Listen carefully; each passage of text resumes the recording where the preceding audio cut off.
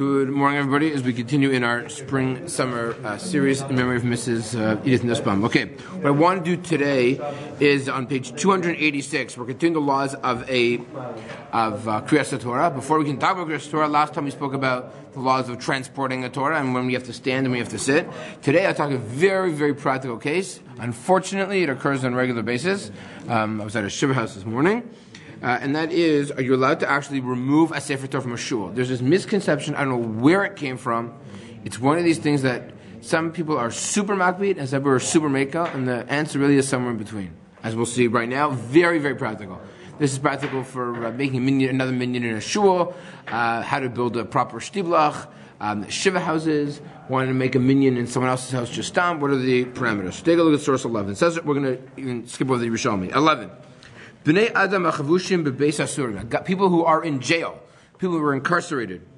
Ein mivi'im etzlam sefer Torah. You do not bring for them a sefer Torah. Afilu b'Rosh Hashanah Yom Kippurim. So the Sfaradim, and maybe I don't know, as Shay made an interesting comment, how perhaps you don't bring the Sfaradim sefer Torah. Like the size of a Sephardi sefer Torah. You're going to carry that thing? That's anyways. I don't think that's the reason, but interesting insight. Says the Ramah. Time out. Hainu dafka b'sha'asa kriya lavad. It is asur to do only b'shasa kriya, meaning it appears in the Ramah. Oh, we're about to lane. Laning is in 5 minutes. Go get that Torah. Why am I saying this? Aval im mechinim lo sefer Torah yomo yomayim kodem. Or if we say no, we need it laning today, so we'll bring the Torah there on a Wednesday or a Tuesday. Says the Ramah, that's mutter, that's permissible. So the Ramah says, just to bring the Torah a few minutes before laning, that's not appropriate. That's like abusing the Sefer Torah. But if you bring the Sefer Torah there a day or two in advance, that appears it's not a problem. The imu adam chashuv b'chol inyan shari, and if this person is adam chashuv, a very ambiguous term, guy's a chashuv a God, then it's permissible. So exactly, what is the reason why it's a problem? And what's the reason why, for the Ramah, it's not a problem? Take a look at the Mishnah Berurah, source number 12. Achashuvim b'veitz asurim, people who are imprisoned. V'hu hadin l'chola, similar to a person who is ill. V'yesh chokim, they're those who argue. B'chol zeh kevan danusim. If a person is sick, if a person is in prison, they're anus, they couldn't go to shul. I mean, what do we see from here? Ideally, what should one do? Go to shul. You want to hear Krias HaTorah? Don't have the Sefer Torah come to you. You go to the Sefer Torah. You go to shul. What do you think you are there? I demand the Sefer Torah come to my house. We don't do that. But that would not be applicable if a person is ill, if a person is in jail. He's not saying, have the Torah come back. The poor gentleman is sick. He's not feeling well. Right? Therefore, or he's in prison. He can't leave. So a guy is anus. A guy who's anus, the rationale of telling him, what are you doing? Go to shul, wouldn't apply. So we could bring the Sefer Torah to such an individual.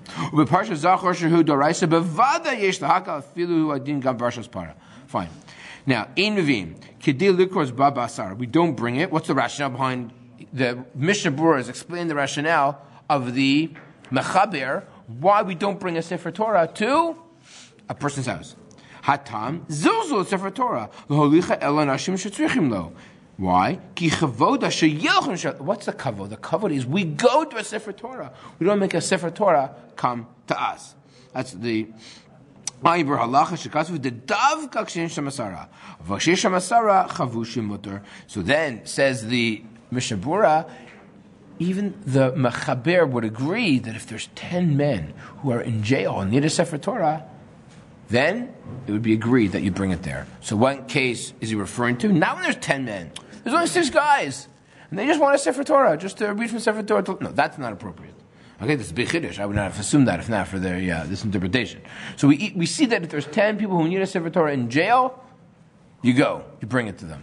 We're just going based off the line. Even according to the Mechaber. Yeah. Going based off the line that was said in the Mishnah Berurah saying that you shouldn't go. You should go to Sefer Torah. Like you should go. Right. You should rationally. Shouldn't have to wear. Like, the right. Torah shouldn't have to come. Should not apply to all Kamar or whatever. It's not going to apply to everything that you shouldn't maybe make a minyan at home because you should be more going. Okay. To so that's interesting. So here we're talking about the case of 2 different issues here. We're talking about a case of transporting a Sefer Torah, right, from location A to location B, and the lack of kavod perhaps to Sefer Torah. Here we're talking about why is it that a person should have an shul, berovam, Hadras Melech. You should go to a shul. There's more people, right? I always say there could be the bayit, in the promotion. Like, why should I go to bayit for? I'd rather go to a smaller shul. Answer. Baravam Hadras Melech. Maybe it's a bigger mitzvah to be part of the bayit. It's a larger shul. Baravam Hadras Melech. That being said, there's talking. Anyway, that's another story. Yeah. Maybe more the idea to, I'm saying, leave your house or whatever. Like, right. Usually everyone that does like Friday night house minyanim and stuff. Like, is that like so the problem with the Friday night? Right. This is the problem of those. The issue with the Friday night minyanim when it's freezing cold outside is where people not go to shul, or they'll be in the winter because it's so cold, or there are people that just can't get there because of walking because it's too far and they're too sick, or it's just too cold, or is it just they're lazy? That requires analysis. And Rabbi Kropkin is not a Friday night fan of a breakaway minyanim, right? But I think one could argue there are people I know there. For example, in the condominiums where my mother lives, my uncle's moving to in a few weeks, they have a Friday night minyan there, and actually they have a Shabbos morning minyan there. There are people. There's no way, like my uncle, will be moving there. Got to be in the summer. There's no way he'd be physically able to walk from that condo to shul, right? Forget the winter, but the summer, right? It's just too difficult. So, for many people. If it's in they have Shabbos elevator in these buildings, they literally walk out the front door. They don't have to go up and down a stair or down a stair or put a jacket on. For those type of people, I think it makes sense why there's a minyan there. Or better that they shouldn't go to shul. I don't think so. It's the people who are like, okay, we want to daven on our street because we don't want to go 2 blocks. Right. Now that being said, in the wintertime, it is hard to make shul on time Friday night. So if the distance is that much closer, you can make yourself you could catch mincha that you would never be able to make if you had to go that extra. Kilometer to shul, let's say. Is the Shulchan Aruch only talking about a jail because it could really be a zilzal to bring a? So he doesn't even mention that because so remember for a breakaway minimum. Right. So remember that 500 years ago, Jews were in jail not because they did white collar crime. Jews were in jail 500 years ago because they were Jews. So it's a good. Daf Yomi in prison today, right? There's like minion factories. Anyways, Jews do white collar crimes. Yeah, they do white collar crimes. Jews aren't. It's like the resort business. Yeah. Anyways, let's go on. So here we go. Says the continues Mishnah Berurah Memches. Afilu b'Roshim Giburim. Uma sheholchim bet hakneses minyan anashim le'ezo bayis v'nosim sefer Torah mehem gedei likros sham vada ino nachon. Says it's inappropriate for people to walk around, take a sefer Torah, and just go to someone's house to ha efshon lishmoa kriya because they can go to shul.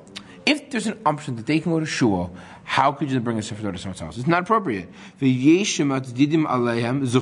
I'm going to give them I will speak in their merit, speak in their defense. Why is it? This is not a phenomenon today. But I guess in 100 years ago, times of Mishnah Berurah maybe, or maybe in the times of the Shulchan Aruch, a couple hundred years ago, 400 years ago, there was a phenomenon to make a breakaway minyan Rosh Yom Kippur. Why? Everyone's getting aliyah. Right? You make your own minyan, you get, think about it, there's only like 15 people, I got Rosh Yom Kippur, you're going to get aliyah. So he says that's why people must do it. People must do it because they want aliyah so badly.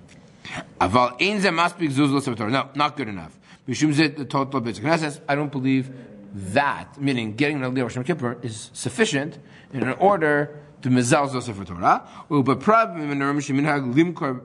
especially because there's a custom to sell aliyahs Rosh Yom Kippur. If you do breakaway minyan, all of a sudden there'll be fewer people who are going to buy the aliyahs in shul, and therefore it won't attract as much money in order to contribute towards the shul's coffers. Interesting, there's like a historical, social dimension here that he's making a comment on. He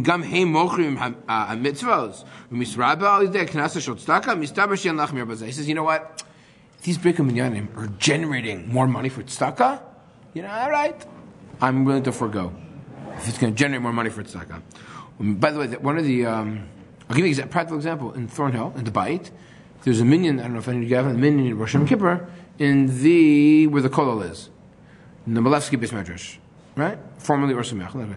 So if you take a look at the numbers, what is the minyan for? Take that minyan. There's only, let's say, 100 people there. The main shul has seats. But there's enough seats. Why are you opening up a fourth minyan? Have only 3 minyanim. As it is, you don't have enough Bali Tefillah, maybe who are that good. That's one of the Havminas in the shul. The answer, the people who run the minyan say, we generate more money. Right? We know that in Torah, in the Bayit, the Bali Tefillah get paid for Rosh Yom Kippur.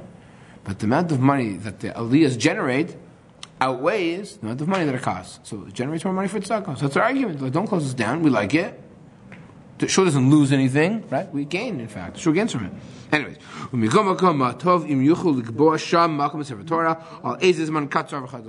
so what does he say? Says the Mishnah Berurah, ideally, don't put a Sefer Torah in a makom kavua. We have another word for that. That's called an Aron Kodesh. If you put a Sefer Torah in Kodesh, for sure it's not a problem. And bring it in a day or two before. So we see from here, placing a Sefer Torah in Aron Kodesh, outside of the shul, a day or two before, l'kula alma is mutter. Only because you can generate more money? So he says, and for Rosh Hashanah and Kippur, you can throw that in. Right. But then he says, Al Ez is man katzor. They say, for sure if you can put it in a makam kavua. Yomo yomayim. V'achronim hiskimu. So again, says the Mishnah Berurah, what is this about putting a Sefer Torah in this new location a day or two before? But if, however, you bring the Sefer Torah that day, let's say on a Thursday morning before Minyan, if you bring it there and you'll leave it there for a couple of days, but ideally you should bring the Aron Kodesh. The truth is, he says makom. I don't exactly know what he means by makom. I would say an Aron Kodesh. That's usually what that means. Maybe that he's referring to. I'm assuming that he's referring to. Take it out, put it back in. Then it's not a problem if you just bring it for a kriya. Ela shekava dirasa bikan lo sozman. Because it's koveya in makom. It's koveya in the Aron Kodesh, a place. Vim hu adam chashuv, ratzun lamar. And remember, if it's an adam chashuv, you can bring it no matter what. Gadol b'Torah. You're bringing a Sefer Torah to the Rebbe? That's not a zilzul. The Sefer Torah goes to the Rebbe, right? That's a kavod Torah, not a zilzul Torah. Okay, fine. Again, you'll see the language in Mishnah Berurah. Even if the guy is not anus, the guy is, meaning he could leave his house. Right? He's healthy. And there are those who are machmir, and again he ends with the tov shiachin makom. The Mishnah Berurah really likes this idea of being meichin a makom. People should set aside a place for Sefer Torah, referring to an aron. Now, perhaps you've heard. So we see from here a few things. One, the clear emphasis is the idea of, first of all, people are anus, more to be meko. Talmud Chacha, more to be meko. If you're kaveh makom, if you're doing it for a few days, all those are reasons to be lenient. So let's use a very modern day example. Jail, not so practical. Right? What's practical? Shiva house. So let's talk about the situation. Taking a sefer to the Shiva house. How long is it there for? You don't usually bring it the morning of, usually there for a couple of days. Now, is there a makom for it or not? The little... Right, so here's the problem. The problem with the Bayit was that Rabbi Tal, when he left to go to Israel, he took with him his small Sefer Torah. So we no longer have a small Sefer Torah. And then the last few Sefer Torah have been dedicated to the shul, have not been small, they've been very big. So that hasn't been very helpful. Anyone interested in donating a small Sefer Torah to the shul? It's very helpful. That for sure would solve other problems. So what about taking a Sefer Torah to Shiva house, which is big? What? Shul doesn't have a small Sefer Torah anymore? No, they don't. No. So we see though there still could be makel to bring a Sefer Torah to a Shiva house. It's there for a couple of days. The guy's anus, he can't leave, right? Even without an Aron Kodesh, there's room to be makel. We see. Now you might have heard that you need to bring a Sefer Torah somewhere and read it. You never heard this before? Bring a Sefer Torah only if you read it 3 times. You heard that before? You guys heard that before? If you haven't heard it, that's great. Take a look at the next line. There is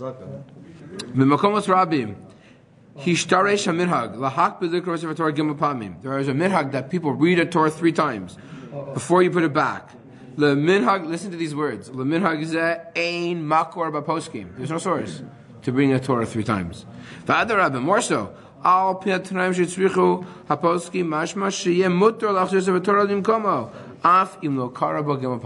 no source for this 3-time thing. Some people at a Shiva house like, Monday, Thursday, and we'll make a minyan in the Shiva house for Shabbos Mencha, so I just read 3 times. What are you talking about? Doesn't exist. Okay? Says the Piskei Tshuva. Maybe that's why we've never heard it. Something doesn't exist. What was that? It's basically just a source for the fact that something doesn't exist. Yeah, right. You never heard that? I'm sure that's you've heard that. It's people. You'll help people talk about it. You will. You will. Okay. Source 13. What's the truth? The truth is that it should be there for a few days. You should bring it over a couple of days before. Meaning, if a person sits Shiva on a Tuesday, don't bring it over Thursday morning. Bring it over, let's say, the day before, right? Now, by the way, when you have a Sefer Torah in your house, in a room, you have to act properly, right? I mean, because you always act properly, but even more so in the Sefer Torah. 13. Ubezor HaKadosh. Okay, so this is going to be, I believe this is the source for the Sfaradim, why they're very machmir. Ubezor HaKadosh, maflig ma'od, bechumer ha'isr l'talter Sefer Torah makam makam. He goes, he's vehement. You cannot transport a Sefer Torah from location A to location B. Afil b'beis HaKnesses to beis HaKnesses. Even from shul to a shul. Right? So how much more is a shul to a house? V'achein. Gedolei Yisrael hayu nisharim ma'od b'kavod Sefer Torah. They were the Gedolim were very scrupulous to make sure not to mizal Sefer Torah. Vayu machmirin biyoser binyan l'tilto Sefer Torah makam makam. So here we see why people are so machmir, because of this Zohar Kadosh, the Sfaradim. Why you don't transport a Sefer Torah from place to place? Wow. Even to go take a Sefer Torah from here and move it over to the Silver Suite would be problematic. So is it only for the Sfaradim, you said? He says, so again, basically Juva is for everybody, but he's saying, especially the Sfaradim, but he said there were Gedolei Yisrael. That doesn't seem to distinguish in Sfaradim and Ashkenazi. You can call a Gadol who's a Sephardi and Ashkenazi. Right? Wow. Right? So, now, Im Yesh Tzorach Lavor Derech Prozor. Uchvish Meshtama B'Lashon Zohar Kadosh. V'koshekin Beis HaKnesses L'chatzer or L'sukkah. And for sure, if they're machmir not to bring it from shul to shul, inside, how much more so from the shul to the courtyard or to the sukkah. Im ki medina la poskan leka isura. Even though, according to the din, leka isura, there's no isur. L'taltos of Torah mecheder l'cheder tachas kora gagachas. Even though there's no isur to move it from one room to another under the same roof. Lachein, listen to this, is unbelievable. Osam bate knesses shekan behem shtiblach. There's a shul that's a shtiblach. Like that word shtiblach. Tzrichim lasos hishtadlus gedola. You must make great effort. Shehiyu Sifrei Torah v'aronos kodesh b'chol cheder v'cheder. Every room of a shtiblach should have its own aron kodesh. Not, okay, we're about to laning, go get the Torah from the room next door. Bring it in. What do shtiblachs do? One room. No, I think a lot of them have their own Sefer Torah in each room? Not necessarily their own Sefer Torah, but they all have their own. They do have their own kodesh. So you're saying if it's an aron kodesh, it's all to follow them? The Ramban Shul in the Rova has Sefer Torah in every single room. They do. That's because they use every and they're like good Aron Kodesh that get locked up and whatever? I think so. I went to some Sfaradi Shtiblach in Beersheba. They had it like a Sefer Torah in every room. Okay, there you go. 3 or 4 rooms. But by the Kota, what happens? That doesn't work that way.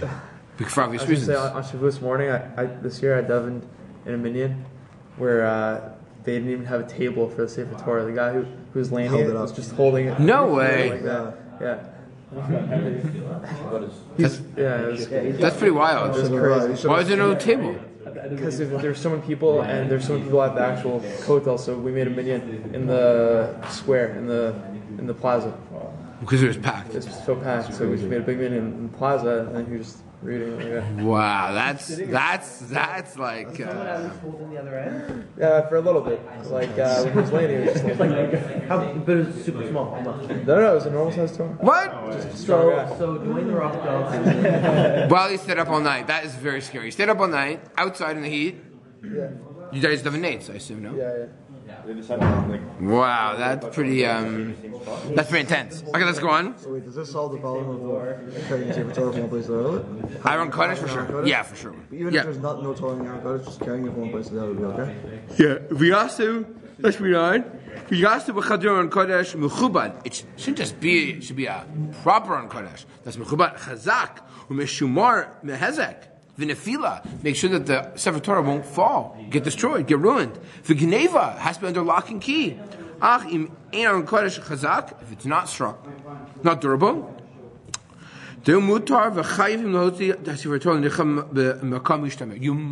take out the Sefer Torah if it's not on a locked Aron Kodesh. So therefore, the JLIC on Kodesh, which never can get locked, is problematic.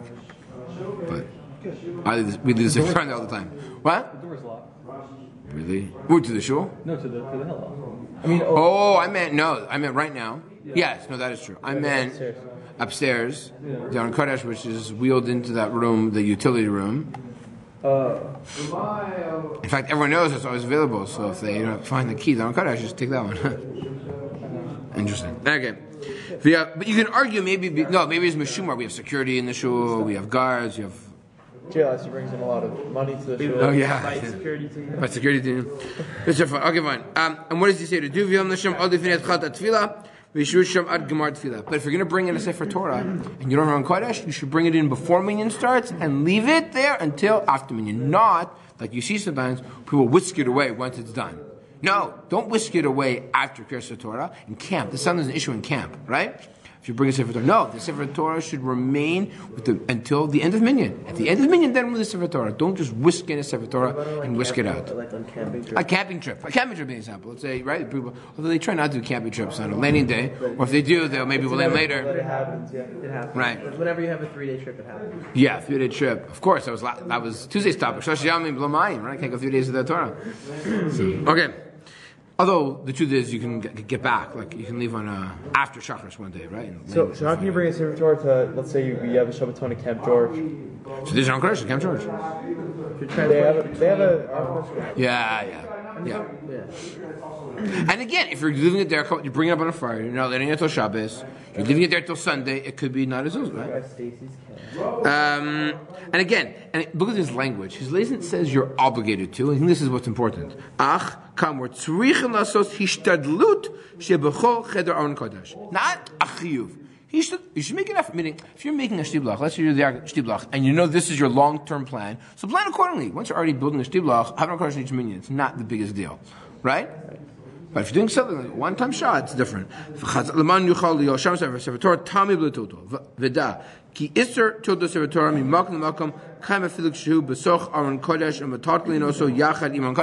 this even applies if you do like V'hi bin Sararan, literally, right? You take remember in the olden days, this is before, I think Joel might have been around. At York, originally, we used to wheel in and out the Sefer Torah. So annoying. That was every single time from Memphis. Yeah, so that's why we stopped doing it. We switched it. It was not permanently in the. You ever been to my garage? My garage has the old Aron Kodesh, which is on wheels. It's in my garage. You have to wheel it in, push the tables away. Keep it in. Because it's too big, right? I was so worried about Zilzul of the room. But now we just leave it there the whole time. It was like too much of a tircha. Wheeling in and out. It's not on wheels anymore. No, it is on wheels. The new one. Tables. Oh, the table. I think tables on wheels. Yeah. It's just too difficult. Courtesy of the Orthodox. That's right. 2010 graduates. Yes, that's right. Where's the law? Yoel Marcus built it. He was unbelievable. Featuring Yoel Marcus. But the previous Ankarash were built by two guys. I won't mention their names. They also went to a certain school, and they built Ankarash so they measured the Sefer Torah. So the Sefer Torah never fit in there properly. So Sefer Torah had to be put in on an angle. So, but anyways, let's just go on. We're almost done. We'll end with this Yalkut Yosef. Again, I think we're just going to end here for today. The Yalkut Yosef says the following: Yesh lahakyo. Lahavi Sefer Torah v'lenicha b'veis aval. Here we go. This is a very, very applicable case. Probably the most applicable case is, he's Fardi. Oh, right. So here's for Ashkenazim. There's more to be lenient, but here's even for Sephardim. Hopefully not. Kadesh Yikaru Monday, Thursday. Ube Prat, and then again he says what we said before. Im Yuchad Lo Aron V'Teva. So we see that, gentlemen. Ideally, you need an Aron and Teva, which is why I believe B'nai Torah has a very, very cool Aron Kodesh for Shiva houses on wheels, so they pop up and down. It's really neat. Yeah. There's no reason why the Bayit does not construct one. I don't understand why not. It's one of those projects that someone will have to donate, probably because a parent passes away or grandparent passes away. I think it's a worthwhile pitch for the shul. It's nice to have. We don't need more Sefer Torah in our shul. We need for a Shiva house, right? Something of Aron Kodesh construction project. Very glamorous donation. That's probably why everyone wants. Right. They get used way more, and it's a real chesed for the shul. Everyone wants like, I'm going to donate the biggest Sefer. Yeah, right. Right. But this is a real chesed for the community to do something like this. Aval im lo heviu Sefer Torah leveis avel shegiu atzibur lekras Torah b'emtzat tefillah But says, this is important. Oh my goodness, we're about to lane in 2 minutes, there's no Sefer Torah. Then you can't do it. That's not appropriate. Because that's mamish azuz of a Sefer Torah. It's like, bring it in, bring it out. So this is where he argues on the Ramah. The Ramah might argue on this point. The Ashkenazi might argue. Who might say for Adam Chashuv you could be allowed to wheel in and out. Maybe. He says that you can't get a Sefer Torah. Now, the Avo can't do that. Avo can't leave the house. But everyone else can go to shul and do a proper Krias HaTorah. Again, minyan. Avo can't leave. And if they can't do it, there are those you can rely on in terms of to be lenient. So we see from here something important. You can bring a Sefer Torah to Shiva house. You don't have to worry about 3 times. Ideally, you need an Kodesh. Unfortunately, we don't have one. But maybe it's a worthwhile project to invest in, to build an Aron Kodesh that's on wheels, or one that's a Sefer Torah that's small enough in order to put in a small Aron Kodesh, in order to use at Shiva houses that none of us should hopefully experience. But I think something which is very practical and very needed in the community. Have a thoughtful Thursday, everybody.